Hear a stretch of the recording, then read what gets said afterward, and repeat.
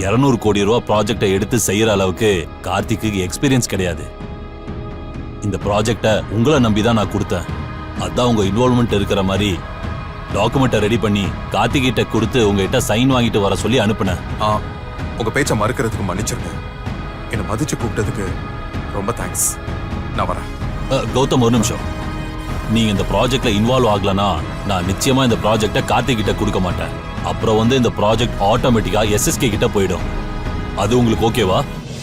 எதுக்கு எஸ்எஸ்கே கொடுக்குறீங்க? வேற யாருக்காவது கொடுக்கலாம்ல? இல்ல கௌதம், டெண்டர்ல உங்க கம்பெனிக்கு அடுத்த செக்மெண்ட்ல அவர் இருக்கிறதுனால அந்த ப்ராஜெக்டை அவருக்கு தான் கொடுத்தாகணும்.